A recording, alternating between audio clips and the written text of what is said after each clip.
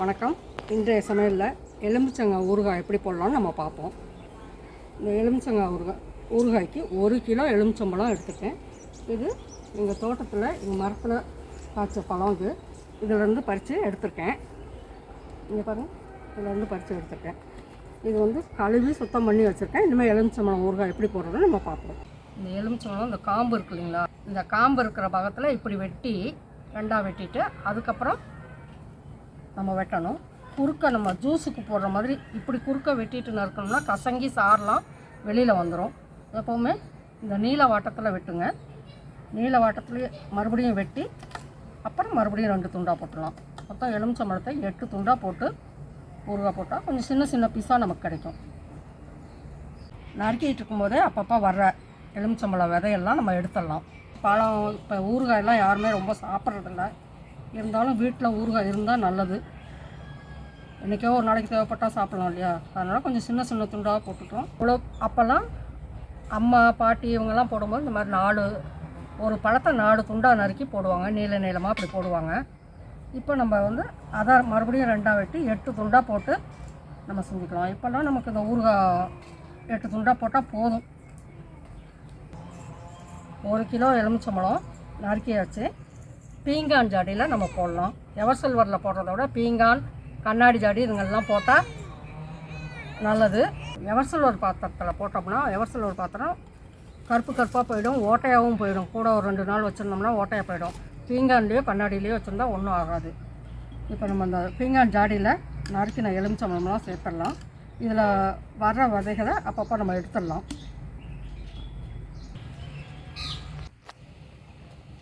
இப்போ எலுமிச்சம்பழம் நறுக்கின துண்டுகள்லாம் பீங்கான் ஜாடியில் சேர்த்துட்டேன். இப்போ இதுக்கு தேவையான அளவுக்கு நம்ம உப்பு போட்டு குலுக்கி வச்சிடலாம். இந்த உலக்கு 200 ml பிடிக்கும். இந்த 200 ml பிடிக்கக்கூடிய உலக்கில் நல்லா கோபுரமாக ஒரு உலக்கு கல் உப்பு போட்டு, அது இல்லாமல் ஒரு 1/4 உலக்கு கல் உப்பு போட்டிருக்கேன். 1/4 உலக்கு கல் உப்பு போட்டிருக்கேன். இந்த உலக்கு 200 ml பிடிக்கும். கல் உப்பு போட்டு மிக்சியில் நைஸாக அடித்து எடுத்துகிட்டு வந்துட்டேன். இப்போ இந்த உப்பை எலுமிச்சம்பழத்தோடு சேர்த்துடலாம். எலுமிச்சம்பழத்தோடு உப்பு சேர்த்துட்டு நம்ம நல்லா குலுக்கி விட்டுறலாம். உங்களுக்கு அப்படி குலுக்க பயமாக இருந்துச்சுன்னா மரக்கரண்டி ஏதாவது இருந்துச்சுன்னா போட்டு கிளறிக்கலாம். மத்து குச்சியில் போட்டு கிளறி விட்டுக்கலாம். உப்பு போட்டு நல்லா குலுக்கி வச்சுட்டேன். இதை அப்படியே நம்ம மூடி வச்சிடலாம். ஒரு 1 மணி நேரத்துக்கு ஒரு தடவை மறுபடியும் நல்லா மத்து குச்சியால் போட்டு நல்லா கிளறிட்டு ஒரு 3-4 மணி நேரம் கழிச்சு நம்ம தாளிச்சிடலாம். எலுமிச்சம்பழம் நறுக்கி நம்ம உப்பில் போட்டதுக்கப்புறம் 4 மணி நேரம் ஆயிடுச்சு. இப்போ உப்பு ஃபுல்லும் கரைஞ்சிருச்சு. இனிமேல் நம்ம தாளிச்சிடலாம். இது பாருங்கள், இந்த மாதிரி மரக்கரண்டி வச்சு கிளறி விடுங்க. குளுக்க முடியலன்னா அப்பப்போ கிளறி விட்டிங்கன்னா நல்லா உப்பு கரைஞ்சிடும். இப்போ தாளிக்கிறதுக்கு இதுக்கு தேவையான பொருட்களை நான் சொல்கிறேன். இந்த 200 ml பிடிக்கக்கூடிய உலக்குன்னு சொன்னோம் இல்லையா, இதில் 1/4 உலக்கு கல்லுப்பு அளந்து பொடி பண்ணி போட்டிருக்கேன். இதில் 1/2 உலக்கு வரமிளகாத்தூள் வெயிலில் காய வச்சு வீட்டில் அரைச்சது 1/2 உலக்கு நான் எடுத்து வச்சுருக்கேன். தாளிக்கிறதுக்கு நல்லெண்ணெய் 250 ml எடுத்து வச்சுருக்கேன். 1 கிலோ எலுமிச்சம்பழம் 250 ml நல்லெண்ணெய். இந்த ஸ்பூனில் 2 ஸ்பூன் கடுகு, 2 ஸ்பூன் ஃபுல்லாக கடுகு, வெந்தயம் ட்ரை ரோஸ்ட் பண்ணி, அதாவது எண்ணெயெல்லாம் விடாமல் வறுத்து பொடி பண்ணி வச்சது. கடுகும் வெந்தயமும் பொடி பண்ணது, அந்த பொடி 2 ஸ்பூன் ஃபுல்லாக எடுத்து வச்சுருக்கேன். தூள் பெருங்காயம் 2 ஸ்பூன். தாளிக்கிறதுக்கு ஒரு பாத்திரத்தை அடுப்பில் வச்சுருக்கேன்.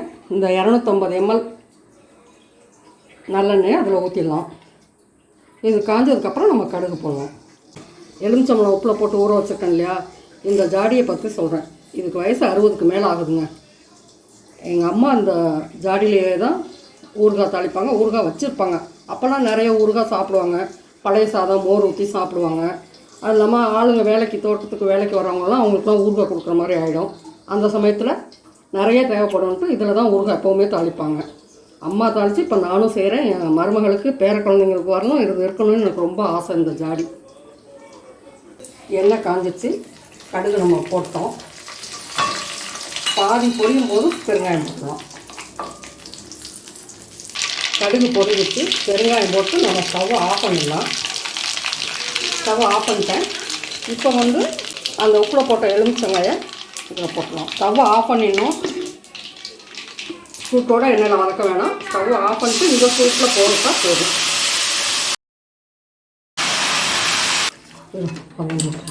எலுமிச்சம்பழத்தை போட்டாச்சு. அந்த 1.5 உலக்கு மிளகாத்தூள் வச்சுருந்தோம் இல்லையா, அந்த மிளகாத்தூளும் போட்டேன்.